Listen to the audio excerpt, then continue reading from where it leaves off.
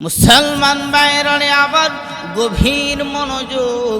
একদিনের ঘটনা, একটি মেলা যখন সংগ্রহ করলো, এই মেলার মধ্যে সবাই যাইতেছে, ইব্রাহিমকে বলতেছে, ইব্রাহিম চলো যায় মেলার মধ্যে অংশগ্রহণ করি। এবার ইব্রাহিম পয়গম্বর বলেন, ইন্নী সাকিম, না না আমি যাব না, আমি অসুস্থ। ও দুনিয়ার মানুষেরা, ইব্রাহিম পয়গম্বর ওই সময় যায় নাই। সবাই যখন মেলার মধ্যে চলে গেল, সবাই মেলার মধ্যে চলে যাওয়ার পরে ইব্রাহিম পয়গম্বর যখন তাদের ওই মূর্তি পূজার ঘরের ভিতরে যখন প্রবেশ করার পর ইব্রাহিম পয়গম্বর সবগুলি মূর্তিকে ভেঙ্গে বড় মূর্তিটার কাঁধের মধ্যে কোরআনটাকে জুড়াইয়া দিল। মুসলমান বাইরে আবার গভীর মনোযোগ। ওই সময় তারা যখন মেলা থেকে আইসা তাদের মূর্তি পূজার ঘরের ভিতরে অবস্থান করলো, দেখে তাদের মূর্তিগুলিকে যেন ভেঙ্গে ফেলেছে, শুধু একটা মূর্তি ভালো আছে। এবার তারা তদন্ত করতেছে কে এমন কাজ করতে পারে। মুসলমান ভাইরা আমার, এবার ইব্রাহিম পয়গম্বরকে জিজ্ঞাসা করা হলো, ইব্রাহিম তুমি কি মূর্তিগুলি ভেঙ্গেছ? এবার ইব্রাহিম পয়গম্বর ডাক দিয়া বলেন, আমাকে কেন জিজ্ঞেস করেন? আপনাদের মূর্তির মধ্যে এখনো তো বড় মূর্তিটা আছে, তাকে তোমরা জিজ্ঞেস করো। এবার ডাক দিয়া বলেন, ইব্রাহিম তুমি কি জানো না আমাদের যে মূর্তি, এই মূর্তিগুলি কোনো কথা বলতে পারে না, চলতে পারে না, খাইতে পারে না। মুসলমান ভাইরা আমার, ইব্রাহিম পয়গম্বর ডাক দিয়া বলে, ও মূর্তি পূজারীরা, তাহলে তোমরা শুনে রাখো, যেই মূর্তি হাঁটতে পারে না, যেই মূর্তি চলতে পারে না, কথা বলতে পারে না, খাইতে পারে না, এই মূর্তি তোমাদেরকে কিভাবে তোমরা এই মূর্তির উপাসনা করো? এবার তারা বুঝতে পারলো এই কাজ ইব্রাহিম ছাড়া কেউ করতে পারে না। সবাই সিদ্ধান্ত নিল ইব্রাহিম পয়গম্বরকে আগুনে নিক্ষেপ করা হবে। এবার যখন বিশাল বড় আগুন প্রজ্বলিত করা হলো, ইব্রাহিমকে যখন ফেলে দিবে, এমত অবস্থায় হযরত জিবরাইল আলাইহিস সালাতু ওয়াস সালাম মাইশা বলে, ও আল্লাহর পয়গম্বর আপনি অনুমতি দেন, আপনি যদি অনুমতি দেন তাহলে আমরা ওই আগুনকে আমরা নিভিয়ে দেই। এবার ইব্রাহিম পয়গম্বর ডাক দিয়া বলেন, আপনি কেন আপনার কাছে আমি কেন চাইব? আমার আল্লাহ কি দেখে না? আমার আল্লাহ যদি ইচ্ছা করে, আমার আল্লাহ এই আগুন থেকে হেফাজত করতে পারবে। এমত অবস্থায় ইব্রাহিম পয়গম্বরকে যখন আগুনের মধ্যে নিক্ষেপ করা হয়, আগুনের মধ্যে যখন নিক্ষেপ করা হয়, তখন আমার আল্লাহ পাক রব্বুল আলামিন ওই আগুনকে উদ্দেশ্য করে বলে, কুলনা ইয়া নারুকুনি বারদাও ওয়া সালামান আলা ইব্রাহিম। হ্যাঁ আগুন তুমি আমার ইব্রাহিমের জন্য শীতল হয়ে যাও, আবার এমন শীতল হয় না যাতে আমার ইব্রাহিমের কষ্ট হয়। এবার ইব্রাহিম পয়গম্বরের জন্য আগুন শীতল হয়ে গেল। ইব্রাহিম পয়গম্বর আলাইহিস সালাতু ওয়াস সালাম এই আগুনের ভিতরে আস্তে আস্তে করে হাঁটতে শুরু করলো।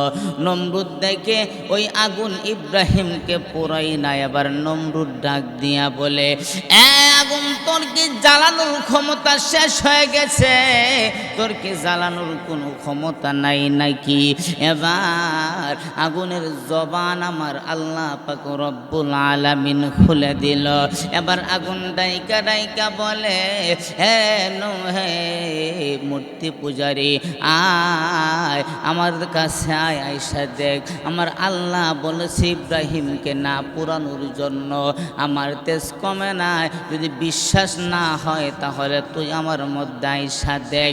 এমত অবস্থায় প্রায় 40 দিন যখন চলে গেল, ইব্রাহিম পয়গম্বর 40 দিন পরে অক্ষত অবস্থায় ইব্রাহিম পয়গম্বর আগুন থেকে বেরিয়ে আসলো।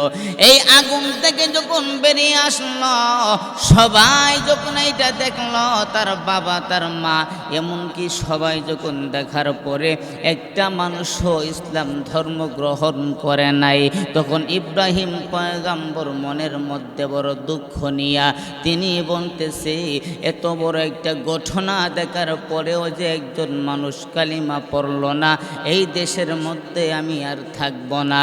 এই জন্য ইব্রাহিম পয়গম্বর তিনি ইরাকের বাবেল শহর থেকে তিনি ত্যাগ করে তিনি সিরিয়ার উদ্দেশ্যে যখন রওনা দিয়ে দিল।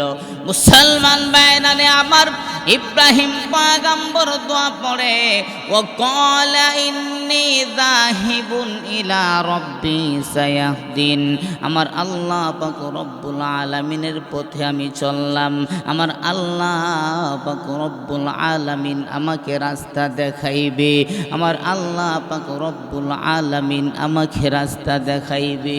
এবার বিবি সারাকে নিয়ে যখন তিনি রাস্তা তিনি অতিক্রম করলো, পাড়ি দিতে শুরু করলো, বিবি সারার ঘরে কোনো সন্তান জন্ম হয় না।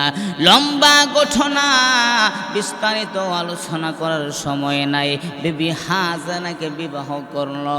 বিবি হাজেরাকে যখন বিবাহ করার পরে এবার আমার আল্লাহ পাক রব্বুল আলামিনের কাছে দোয়া করে, রব্বি হাবলি মিনাস সালিহিন, হে আমার আল্লাহ আপনি আমাকে একটা নেক সন্তান দান করেন। এর দুনিয়ার মানুষ এইখান থেকে আমাদেরকে শিক্ষা নেওয়া দরকার। মুসলমান ভাইরারে আমার, যদি তুমি সন্তান চাইতে চাও, আজকাল বর্তমানে সবচাইতে বেশি দেখা যায় সন্তান যখন অনেকের 10 বছর 20 বছর হয়ে গেছে সন্তান হয় না। এই সন্তান চাওয়ার জন্য মাজারে মাজারে দৌড়ায়, গরু নেওয়া যায়, ছাগল নেওয়া যায় সন্তান হওয়ার জন্য। সন্তান তো মাজারের লোকের দেওয়ার কোনো ক্ষমতা নাই, একমাত্র সন্তান দেওয়ার ক্ষমতা মহান আল্লাহর কাছে। মুসলমান ভাইরারে আমার, এই জন্য তোমার সন্তান হয় না, মহান আল্লাহ পাক রব্বুল আলামিনের কাছে তুমি দোয়া করো। দোয়া তুমি যদি দোয়ার মতো করতে পারো, আমার আল্লাহ তোমাকে সন্তান দান করবে। এই জন্য ইব্রাহিম পয়গম্বর আল্লাহর কাছে দোয়া করে, হে আল্লাহ, মহান আল্লাহ পাক রব্বুল আলামিন, রব্বি হাবলি মিনাস সালিহিন, আপনি আমাকে একটা নেক সন্তান দান করেন। মুসলমান ভাইরারে আমার, আল্লাহ পাক রব্বুল আলামিন একটা নেক সন্তান দান করলো। আমার আল্লাহ পাক রব্বুল আলামিন বলেন, ফাবাশশারনাহু বিগুলামিন হালিম, আমি আল্লাহ পাক রব্বুল আলামিন একজন সহনশীল সন্তান আমি ইব্রাহিমকে দান করলাম। মুসলমান ভাইরারে আমার, এমন সহনশীল সন্তান আর পৃথিবীর বুকে কেউ জন্ম হয় না, আর কোনোদিন জন্ম হবেও না। এর দুনিয়ার মানুষ, এই সন্তানটা যখন দুনিয়াতে আগমন করলো, দুনিয়াতে আগমন করার পর আমার আল্লাহ পাক রব্বুল আলামিন 2 নম্বরে যে পরীক্ষাটা নিবি, আমার আল্লাহ 86 বছর বয়সে একটা সন্তান দান করছে। কতই না সুন্দর সন্তান, আর কতই না আদরের সন্তান। এবার আমার আল্লাহ পাক রব্বুল আলামিন 2 নম্বর পরীক্ষা নেবে। আপনার যদি একটা সন্তান আগমন করে, আপনি বিয়ে করেছেন, প্রায় 20 বছর পরে একটা সন্তান দান করেছে, এই সন্তানটাকে কতই না আদর করবেন, আপনার বোঝানোর কোনো ভাষা নাই। মুসলমান ভাইরারে আমার, 86 বছর বয়সে আল্লাহ পাক রব্বুল আলামিন বিবি হাজেরা আলাইহিস সালাতু ওয়াস সালামের ঘরে একটা সন্তান সন্তান দান করল। ইব্রাহিম পয়গম্বর সন্তানের প্রতি বেশি আসক্ত হয়ে গেল, সন্তানকে মহব্বত করে। আমার আল্লাহ এবার পরীক্ষা নেবে, 2 নাম্বার পরীক্ষা।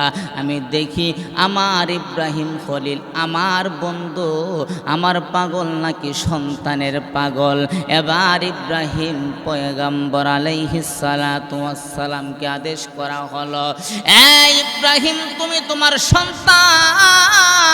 তুমি তোমার সন্তান সহ স্ত্রী সহ মরুভূমির মধ্যে তুমি বিসর্জন দিয়ে দাও।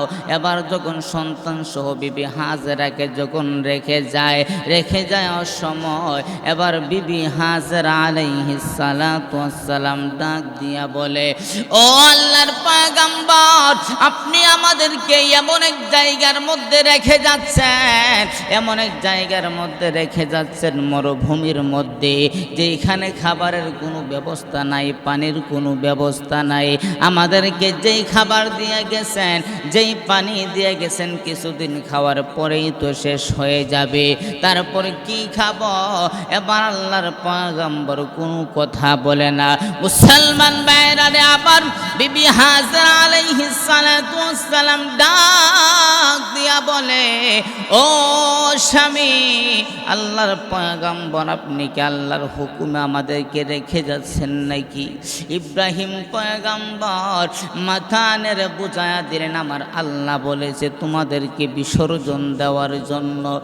সালমান বাইরারে আবার বিবি হাজেরা আলাইহিস সালাতু ওয়াস সালাম ডাক দিয়া বলে, স্বামী, আমার আল্লাহ পাক রব্বুল আলামিন যদি আপনাকে হুকুম করে থাকে, তাহলে আমি কোনো বাধা দেব না, আপনি চলে যান। কারণ হলো, যেই আল্লাহ আমাদেরকে বিসর্জন দেওয়ার জন্য, এখানে রেখে যাওয়ার জন্য বলে দিয়েছে, সেই আল্লাহ আমাদেরকে খাবারের ব্যবস্থা করে দিবেন। সুবহানাল্লাহ। আর জোরে বলেন না সুবহানাল্লাহ। মুসলমান ভাইরা আমার, এমন বিবি হওয়া দরকার। এই জন্য আমার আল্লাহ পাক রব্বুল আলামিন, আল্লাহর পয়গম্বর দোয়া শিখায়া দিয়া গেছে। আমার আল্লাহর পয়গম্বর দোয়া শিখায়া দিছে ভালো স্ত্রী পাওয়ার জন্য। এর দুনিয়ার মানুষ, এমন স্ত্রী কয়জনের ভাগ্যের মধ্যে জুটে? এই জন্য রে মা বোনেরা, তোমাদেরকে আমি বলি, ও মা, আপনার স্বামী যদি আপনার গ্যারান্টি দেয়, আমার স্ত্রীটা ভালো, আমার স্ত্রী ভালো, আমার স্ত্রী ভালো, তাহলে আপনার জন্য জান্নাত ওয়াজিব হয়ে গেল। মুসলমান ভাইরা আমার, শুধু তাই নয়, আল্লাহর পয়গম্বর সাল্লাল্লাহু আলাইহি ওয়াসাল্লাম ডাক দিয়া বলেন, যে মহিলার ভিতরে 4টা জিনিস, 4টা গুণ থাকবে, এই মহিলা জান্নাতের 8টা দরজা থেকে যে কোনো একটা দরজা দিয়া প্রবেশ করতে পারবে। আমার আল্লাহর পয়গম্বর বলেন, যে মহিলা 5 ওয়াক্ত নামাজ সঠিকভাবে আদায় করবে, 2 নাম্বার হলো রোজাগুলি আদায় করবে, 3 নাম্বার হলো তার সতীত্ব হেফাজত করবে, তার লজ্জা স্থান হেফাজত করবে, 4 নাম্বার হলো যদি স্বামীর খেদমত করবে। এই 4টা গুণ যেই মহিলার ভিতরে থাকবে, আমার আল্লাহর পয়গম্বর ডাক দিয়া বলেন, ওই মহিলাকে আল্লাহ পাক রব্বুল আলামিন, ওই মহিলাকে ওই জান্নাতের 8টা দরজা থেকে যেই কোনো একটা দরজা দিয়ে সে প্রবেশ করতে পারবে।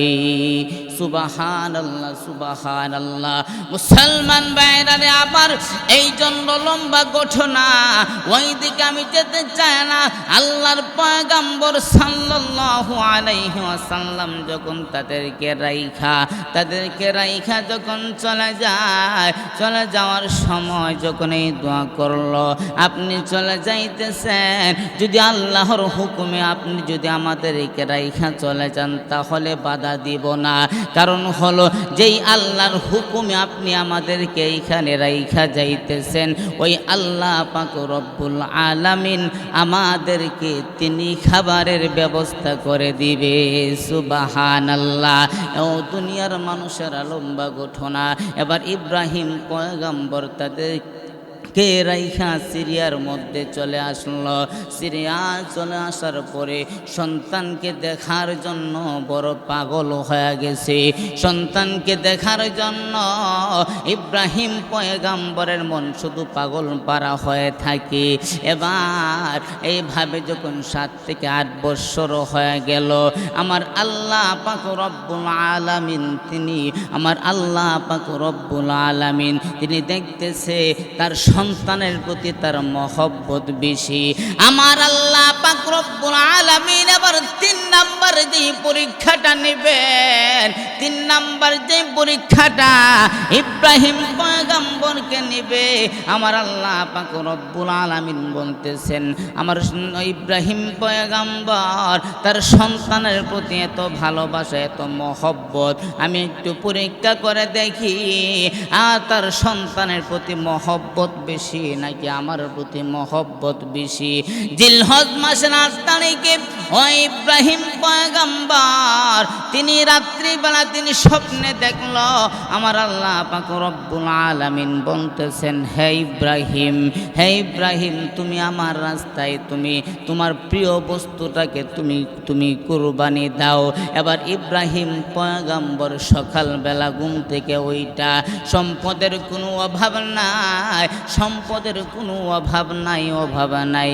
এবার অনেকগুলি সম্পদ আল্লাহর রাস্তায় সদকা করে দিল।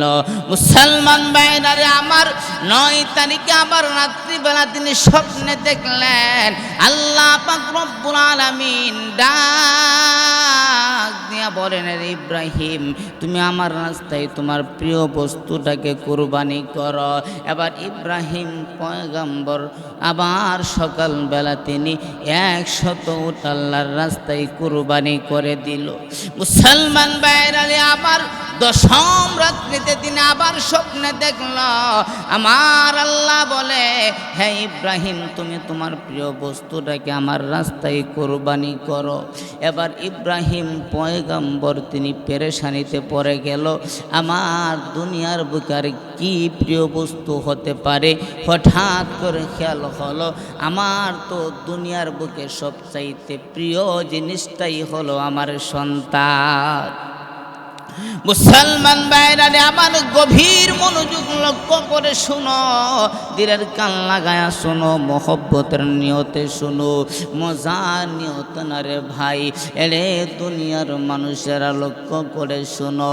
এবার ইব্রাহিম পয়গম্বর সকালবেলা হয়ে গেল, তার সন্তানকে নিয়ে যখন মিনা প্রান্তরে, লম্বা ঘটনা সংক্ষিপ্ত করে বলি, মিনা প্রান্তরের দিকে যখন রওনা দেয়, এবার ইবলিস শয়তান তখন তিনি দেখতেছে ইব্রাহিম তো তার স্বপ্নকে বাস্তবায়ন করে ফেলবে। মুসলমান ভাইরা আবার এই ইবলিস শয়তান মানুষের সবচাইতে চিরশত্রু, সবচাইতে বড় শত্রু। কারণ হলো এই আদম জাতির জন্য এই ইবলিস শয়তান বিতাড়িত হয়েছে, চির জাহান্নামী হয়েছে। তাকাব্বুরি করার কারণে, অহংকার করার কারণে এই ইবলিস শয়তানকে যখন আমার আল্লাহ, তাকাব্বুরি ছিল, অহংকারে ছিল তার ভিতরে বেশি। কারণ হলো আমার আল্লাহ পাক রব্বুল আলামিন আদেশ করেছিলেন তুমি আদমকে সেজদা করো। ওই ইবলিস শয়তান বলেছিল না আমি সেজদা করব কেন, আদম মাটির তৈরি আর আমি হইলাম আগুনের তৈরি, মাটির কাজ হলো নিচে, আগুনের কাজ হলো উপরে, তাহলে আমি কেন তাকে সেজদা করব না। আমার আল্লাহর কথা অমান্য করার কারণে, তাকাব্বুরে থাকার কারণে, অহংকার করার কারণে আমার আল্লাহ তাকে চির জাহান্নামী বানায়া দিল। এই জন্য দুনিয়ার মানুষ তোমার ভিতরে বিন্দু পরিমাণ কোনো অহংকার থাকা যাবে না। এর দুনিয়ার মানুষ সাক্ষী থাকো, দুনিয়ার বুকে যারা অহংকার করেছিল, নমরুদ অহংকার করেছিল, আমার আল্লাহ পাক রব্বুল আলামিন নমরুদকে আমার আল্লাহ দুনিয়া থেকে একটা মশার মাধ্যমে কামড়ায়া দুনিয়া থেকে বিদায় করে দিছে। শুধু মশা নয়, একটা ল্যাংড়া মশা দিয়া আমার আল্লাহ পাক রব্বুল আলামিন দুনিয়া থেকে বিদায় করে দিয়েছে, দুনিয়া থেকে বিদায় করে দিয়েছে। ফেরাউন নিজেকে খোদা দাবি করত। আমার আল্লাহ পাক রব্বুল আলামিন ফেরাউনকে, আমার আল্লাহ পাক রব্বুল আলামিন ফেরাউনকে, আমার আল্লাহ পাক রব্বুল আলামিন নীল নদীর মধ্যে চুবাইয়া দুনিয়া থেকে বিদায় করেছে। এরে দুনিয়ার মানুষেরা, ওইগুলি আমার আল্লাহ পাক রব্বুল আলামিন আমাদের জন্য শিক্ষা। এই জন্য অহংকার যারা করবে তাদের জন্য জান্নাত হারাম, জাহান্নাম তাদের জন্য অবধারিত। এই জন্য ইবলিস শয়তান চির জাহান্নামী হয়েছে। এই ইবলিস শয়তান চির জাহান্নামী হওয়ার পর এবার মহান আল্লাহ পাক রব্বুল আলামিনকে ডাক দিয়া বলে, ও মহান আল্লাহ, ও মহান আল্লাহ পাক রব্বুল আলামিন, যেই আদম জাতির জন্য আমি চির জাহান্নামী হলাম, ওই আদম জাতিকে আমি ডান দিক থেকে আমি তাকে বাধা দিব, আমি বাম দিক থেকে আমি তাকে বাধা দিব, আমি সামনে থেকে বাধা দিব, আমি পিছন থেকে আমি তাকে বাধা দিব। কি আমি যেই রকম ভাবে চির জাহান্নামী হয়েছি, একটা আদম জাতিকেও আমি জান্নাতে দিতে দিব না, যেতে দিব না।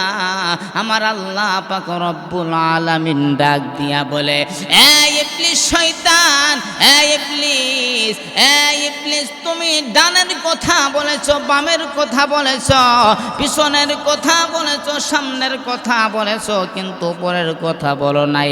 তোমার ধোকায় পয়রা আমার বান্দা যদি তোমার ধোকায় পড়ে যায়, ধোকায় পড়ার পর বুঝ আসার পরে আমার কাছে যদি দুইটা হাত তুইলা আমার কাছে যদি দোয়া করে, আমি আল্লাহ পাক রব্বুল আলামিন তার জিন্দেগির গুনাহগুলি মাফ করে দিব। সুবহানাল্লাহ, সুবহানাল্লাহ।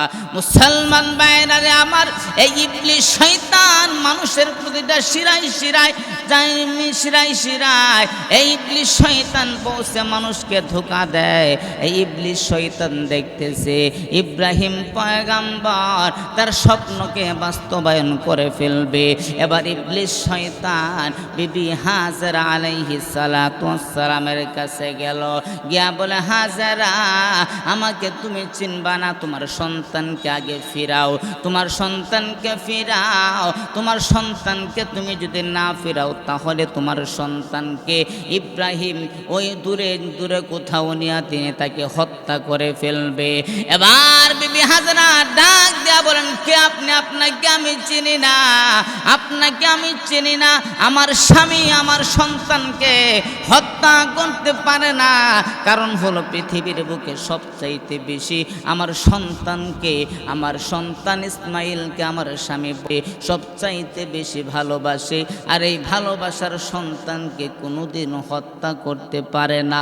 এবার ওই ইবলিস শয়তান ডাক দেয়া বলেন, হাজেরা, আল্লাহ নাকি স্বপ্নে দেখাইছে ইব্রাহিমকে কুরবানি করার জন্য। এবার ইব্রাহিমকে যখন হাজেরা ডাক দিয়া বলেন, ও ইবলিস, আমি বুঝে ফেলেছি তুমি মানুষ না, তুমি ইবলিস শয়তান। আমার আল্লাহ যদি তাকে স্বপ্নে দেখায় তাকে এমন ইসমাইলকে একদিন কেন, এমন ইসমাইলকে আমি হাজেরা 100 জন ইসমাইলকে আমি কুরবানি দেওয়ার জন্য রাজি আছি। সুবহানাল্লাহ। এবার লম্বা আলোচনা। ইসমাইল আলাইহিস সালাতু ওয়াস সালামকে ধোঁকা দেওয়ার চেষ্টা করলো, ওইখান থেকে বিতাড়িত হলো। ইব্রাহিম পয়গম্বরের কাছে গেলেন ধোঁকা দেওয়ার জন্য, ওইখানে গিয়েও যখন বিতাড়িত হলো। এই জন্য এই কাজটা বড় আল্লাহ তাআলার কাছে পছন্দ হয়েছে। এই জন্য হাজী সাহেবরা যখন হজ করতে যায় তারাও 3 জায়গায় কঙ্কর মারতে হয়। মুসলমান ভাইরা আমার, সংক্ষিপ্ত করে বলি, ইব্রাহিম আলাইহিস সালাতু ওয়াস সালাম তার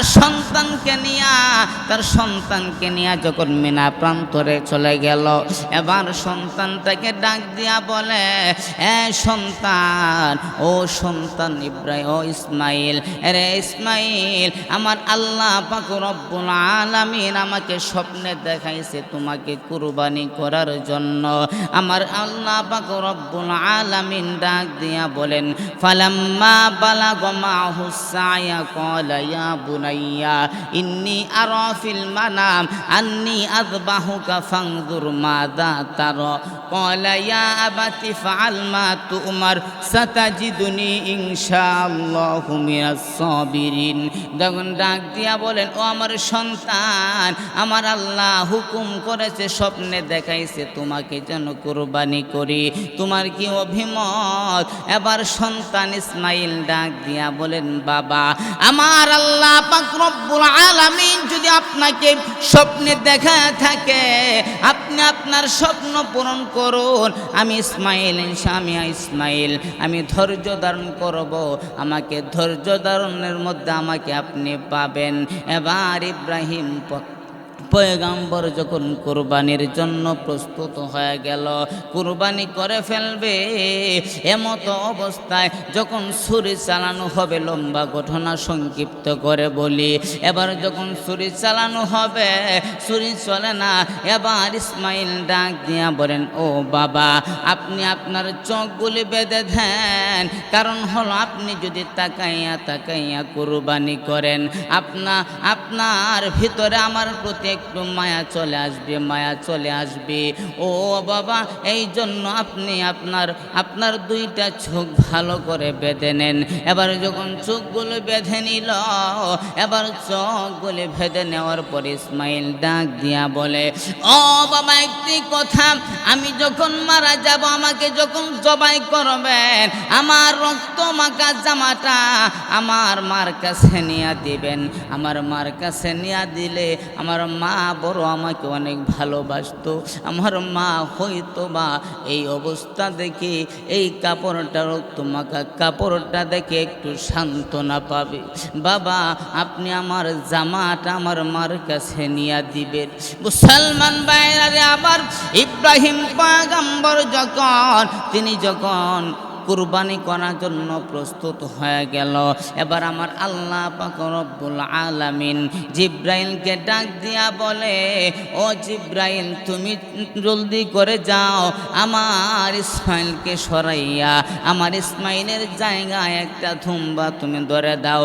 তুমি জান্নাত থেকে একটা ধুম্বা নিয়া ইসমাইলকে সরাইয়া ইসমাইলের জায়গার মধ্যে তুমি ইসমাইলের জায়গার মধ্যে তুমি ওই তুম্বাটাকে রেখে দাও। এবার জিব্রাইল ডাক দিয়া বলেন, ইয়া ও মহান আল্লাহ, আমি কোথায় আর ইব্রাহিম পয়গাম্বর কোথায়? আমি হইলাম সিদরাতুল মুনতাহা, কুল গাছের নিচে, আর ইব্রাহিম হলো জমিনে। আমি কিভাবে জান্নাতে যাব? এই অল্প সময় কিভাবে জান্নাতে যাব? জান্নাত থেকে ধুম্বা নিয়ে কিভাবে আমি দুনিয়াতে যাব? এইবার ডাক দিয়া বলেন, জিব্রাইল, তুমি যাও, আমি তোমাকে আদেশ করলাম। এবার জিব্রাইল 600 নূরের পাখা, তিনি নূরের পাখাগুলি সবগুলি দিয়া যখন তিনি জান্নাতের ভিতরে চলে গেল, জান্নাত থেকে ধুম্বাই না, তিনি যখন আপনার ইসমাইলের জায়গার মধ্যে ইসমাইলকে সরাইয়া যখন তিনি ওই ধুম্বাটাকে রেখে দিল, এই ইসমাইলের পরিবর্তে ধুম্বাটা আমার আল্লাহ পাক রব্বুল আলামিন কবুল করে নিলেন।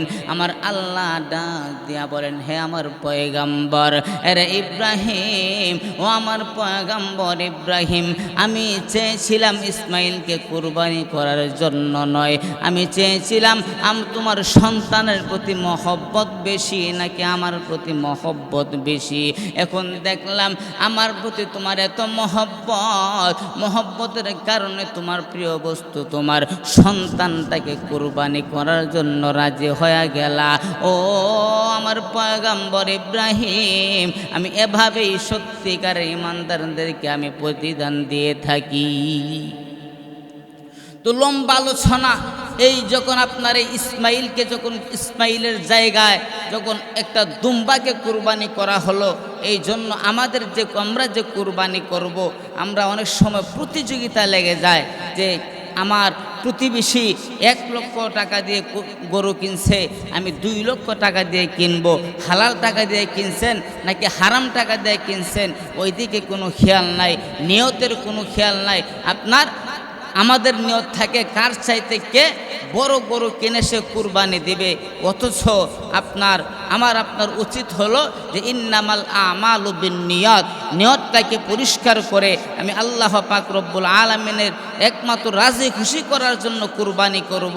আমার আল্লাহ পাক রব্বুল আলামিন আল্লাহর পয়গম্বর বলে ইন্নাল্লাহা লা ইয়ানজুরু ইলা সুওয়ারিকুম ওয়ালা ইলা আমালিকুম ওয়ালাকি ইয়ানজুরু ইলা কুলুবিকুম ওয়া নিয়াতিকুম। আল্লাহর পয়গম্বর বলেন মহান আল্লাহ পাক রব্বুল আলামিন মানুষের সুরত দেখে না, এবং ইন্নাল্লাহা লা ইয়ানজুরু ইলা সুওয়ারিকুম ওয়ালা ইলা আমালিকুম, মানুষের আমল দেখে না, মানুষের সুরত দেখে না। যদি আল্লাহ তাআলা মানুষের সুরত দেখতো তাহলে বেলাল রাদিয়াল্লাহু তাআলা আনহু সে কোনোদিন মসজিদে নববীর মুয়াজ্জিন হতে পারতো না। এই জন্য আমার আল্লাহ পাক রব্বুল আলামিন একমাত্র দেখে হলো বান্দার এই যে কলব, অন্তর, এবং অনিয়াতিকুম বান্দার নিয়ত, বান্দার কলব ঠিক আছে কিনা, বান্দার নিয়ত ঠিক আছে কিনা। আপনার অন্তরটাকে পরিষ্কার করে, আপনার নিয়তটাকে পরিষ্কার করে আপনি যদি অল্প টাকা দিয়েও কুরবানি করেন, সেই কুরবানি মহান আল্লাহ পাক রব্বুল আলামিনের দরবারে কবুল হয়ে যাবে। আল্লাহ পাক রব্বুল আলামিন আমাদের নিয়তকে সহি করে আমাদেরকে কুরবানি করার তৌফিক দান করুক, সবাই বলে আমিন।